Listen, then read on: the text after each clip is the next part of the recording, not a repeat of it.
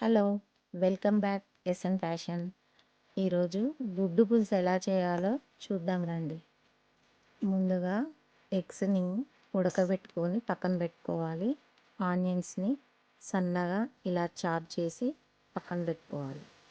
Stove వెలిగించి stove పైన ఒక కడాయి పెట్టి కడాయి హీట్ అయ్యేంత వరకు ఆగి అందులో గరిటెడు ఆయిల్ వేసుకొని ఆయిల్ హీట్ అయ్యేంత వరకు ఒక 2 నిమిషాలు ఆగాలి. ఆయిల్ హీట్ అయ్యాక జీలకర్ర ఆవాలు వేసి జీలకర్ర ఆవాలు చిటపటలాడాక మనం ముందుగా తరిగి పెట్టుకున్న ఆనియన్స్ని వేసి బాగా కలపాలి. ఆయిల్లో మొత్తం ఆనియన్స్ మిక్స్ అయ్యేంత వరకు కలపాలి.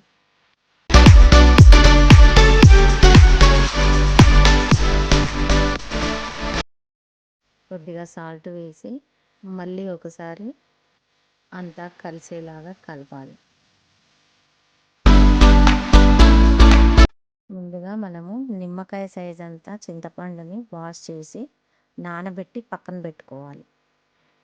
ఒకసారి మూత తీసి ఆనియన్స్ అంతా కలపాలి. లైట్ బ్రౌన్ కలర్ వచ్చేంత వరకు ఆనియన్స్ని ఫ్రై చేసుకోవాలి.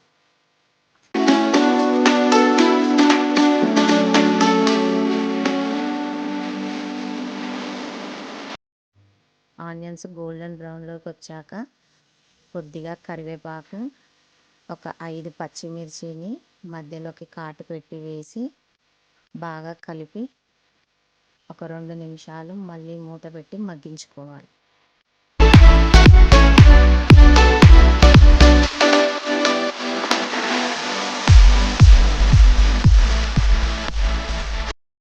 ఆనియన్స్ పచ్చిమిర్చి మగ్గాక 1/2 టీ స్పూన్ పసుపు, 1 టీ స్పూను కారం వేసి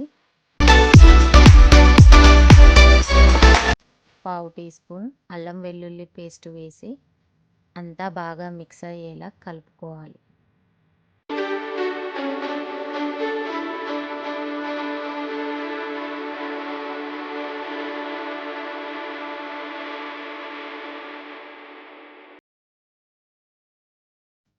ఉప్పు కారం అంతా బాగా ఆనియన్స్కి పట్టాక ఇలా ఆయిల్ పైకి వచ్చినప్పుడు మనం ముందుగా తీసి పెట్టుకున్న చింతపండు గుజ్జును వేసి మొత్తం కలియబెట్టుకోవాలి.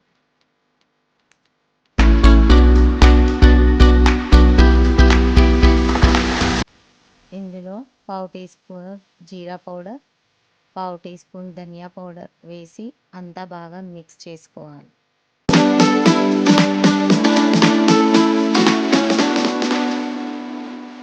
ముందుగా ఉడికించిన గుడ్లని మనం మొత్తం పీలప్ చేసి పక్కన పెట్టుకోవాలి. నేను 8 ఎగ్స్ తీసుకున్నా అండి. మీకు ఎన్ని కావాల్సితే అన్ని తీసుకోండి. పీల్ ఆఫ్ చేసిన తర్వాత ఎగ్స్ అన్ని ఫోర్క్తో ఇట్లా కాట్లు పెట్టుకోవాలి.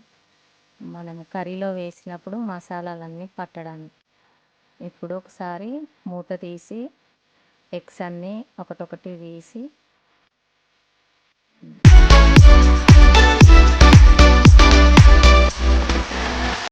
ఇందులో 1/2 teaspoon garam masala powder వేసి అంతా బాగా మిక్స్ చేసుకోవాలి.